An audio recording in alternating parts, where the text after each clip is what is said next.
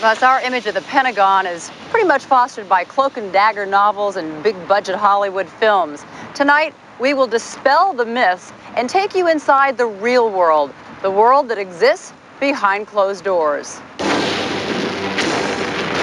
Since 1943, every major military decision in our country has come out of this building. Amazing, considering they can't physically launch a missile from here, but they can order it.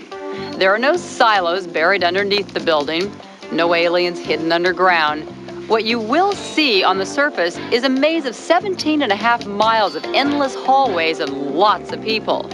What you don't see is the top secret world that includes intelligence, communications, and the war rooms of the 4 military branches.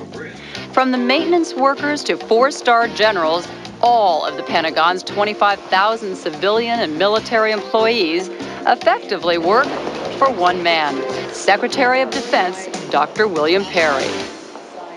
My principal management technique is what's called MBWA, management by walking around.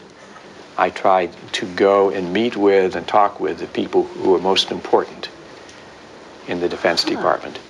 Typically, Secretary Perry arrives at his office early and begins his 15-hour day with a staff meeting. Every day at 7:30 a.m., he meets with the chairman of the Joint Chiefs of Staff, 4-star General John Shalikashvili.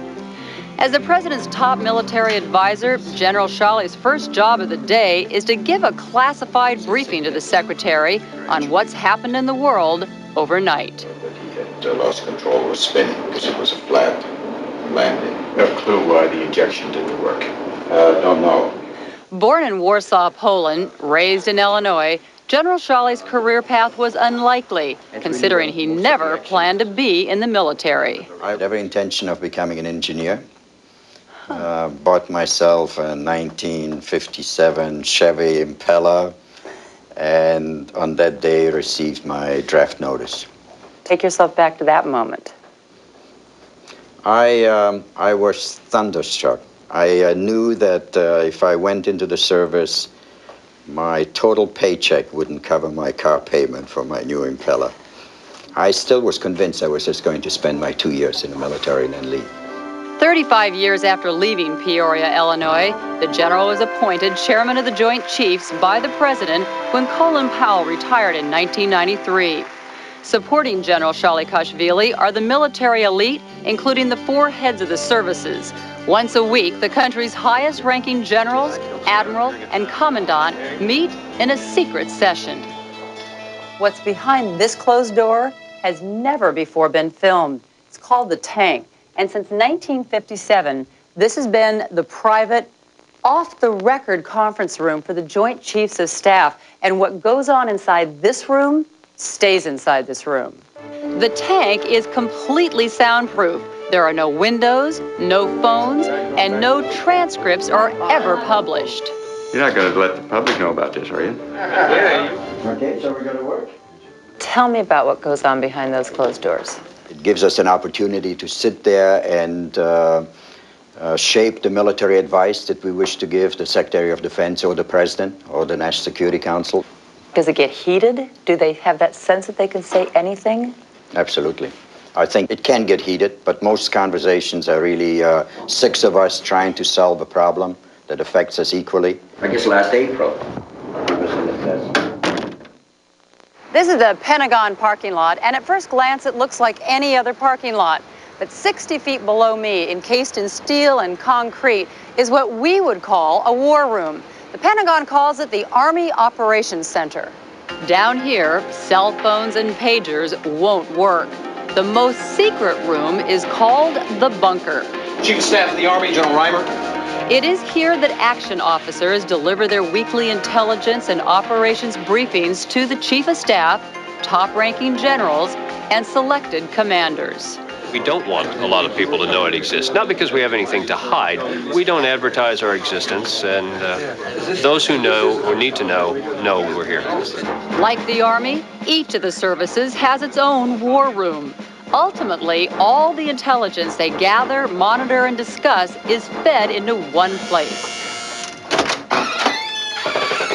This is the National Military Command Center, where the military watches the world. It's the nerve center of the Pentagon. And to gain access here, you have to go past 3 armed checkpoints, have a top secret clearance, and a need to know. You are inside what might be the most sophisticated communications facility in the world, a 3-story windowless enclave with electronic eyes. The hallways are lined with speakers. The steady sound of music provides white noise, hampering the ability for electronic monitoring from the outside. Data fed from satellites, reconnaissance pilots, field commanders, television and wire services provide a constant flow of information monitored by a watch commander who must hold the rank of at least a general or an admiral. The most important thing that's going on is to get the information that we need, to filter it, to make sure that we assess that it's accurate, and then make sure that we pass it up in a timely manner up to our national leadership. I am here just to execute the orders. During the recent attacks on Iraq, the NMCC is the place where the president's orders to fire were processed, then delivered to the bases and the ships where the missiles were ultimately launched. During a crisis, who do you call? Who do you wake up? Initially, our requirements are to notify the chairman and then get the Secretary of Defense on the line and make sure his staff and assistants are notified. Kind of like an everyday question, but what if the wife answers the phone? Normally, in the middle of the night, on the phones that we call, it's not the spouse. The NMCC is the nucleus of the larger military command system. Should the NMCC be destroyed or even temporarily disabled, the responsibility for receiving and executing presidential orders is shifted to any one of 3 alternate sites, strategically located throughout the country: deep underground at Fort Ritchie, Maryland, inside Cheyenne Mountain in Colorado, or Offutt Air Force Base, Omaha, Nebraska. This is the headquarters of NAOC, America's elite top-secret National Airborne Operations Center. Codename, Night Watch. The heart of Night Watch is the E-4B, a military-modified 747, also known as the Flying White House. This is the real plane that the President, the Secretary, and the Joint Chiefs would use in the event of a catastrophic emergency. Prepare for emergency launch! It is a self-contained communications platform. There are 4 E-4Bs in existence. One is always on alert, fueled, and ready with the battle staff of at least 65. They can be airborne within minutes. We have the capability that the other command centers do not have, is that we're mobile. We can move. And for bad weather, natural disaster, or some type of threat, we can move and avoid that. Night Watch is set up for long missions. There is a stateroom that doubles as an office, a soundproof conference room with seating for 10, a full galley, bunk beds for the crew, and some limited seating. But the majority of the interior is occupied by the battle station and the communication equipment it takes to run it. On top of the jet, there are several antennas housed in the distinctive dome. These antennas link the commanders on board with secure phone lines, faxes, and teletypes, giving them the ability to communicate with everything from satellites to submarines and anything in between. We have a telephone number. We can reach them anytime, anywhere, any place, worldwide. Outside of the cockpit, the only windows on board are on the doors. All are covered with wire mesh to protect against the effects of a nuclear blast. What really sets the E-4B apart from other 747s is its mid-air refueling capability. At 29,000 feet, going 450 miles an hour, it is an aerial ballet. The pilots describe it as the hardest maneuver to perform in a 747. We do have the capability to stay up for an indefinite period of time, nominally about 72 hours, with only 1 aircraft. If we had all of our aircraft, we really could continue to keep an airborne presence indefinitely. It's a beautiful aircraft, and I think if the day ever came that we could execute our mission if called upon, but I think all of us hope that day never happens, and we like to think that one of the reasons that it never happens is because we exist. But if that day ever does come, the goal is to be prepared. Every day, on every watch, all four command centers work together, drilling for the ultimate, a nuclear war. Let's say it was something really bad. Let's say it's a missile being launched. How much time do you have? Under 30 minutes in order to make a decision. So under 30 minutes. Whether it's real or just a scenario, every procedure is scripted like a play. Drills are never longer than 30 minutes. And in that half hour, the watch commander and his team effectively function as a classified telephone company. What we're doing, Joan, is setting up a virtual conference room, as if we were all sitting in the same conference room. Simultaneously, they must locate and connect the military hierarchy, including the chairman of the Joint Chiefs and the Secretary of Defense. Mr. Secretary, based on the latest information that we have, I recommend we add the president. Because particularly in a missile crisis, your greatest enemy is time. So my role is to advise both Secretary Perry and the president on what is going on, and what the options are, and what the recommended course of action is. As a matter of fact, when you go through one of those drills, you are absolutely convinced that someone is goofing around with a clock, that you can't have so little time left. In the event that nuclear weapons are ordered, the watch commander has one additional responsibility. And that brings us to the key around your neck.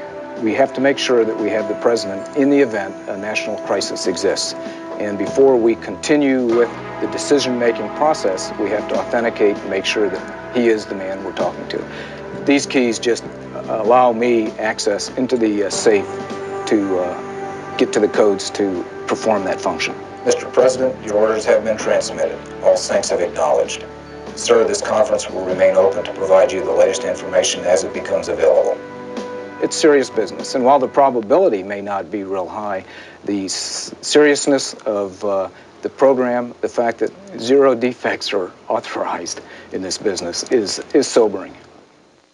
Tonight, as the crisis in Iraq escalates, the decisions coming out of this building will continue to be debated, analyzed, and criticized, as all decisions have been for the last 50 years. You're up here at the top. I mean, it's always the people at the top that take the heat. How hot has it been for you? It's been hot. Yeah. Even if it were not for the public attention and the public and the congressional attention, all of those keep a spotlight on what we're doing. Even without that, it's internally generated heat. When you realize that what you're doing, you must realize that what you're doing is ordering deployments, which are going to send thousands of people into dangerous situations. The best advice that I received was to make sure that in this environment, in this town, you do not fall into the trap of rationalizing your decisions. Tell the truth, tell what you believe is the right thing to do, and you'll always be right. Thank you very much.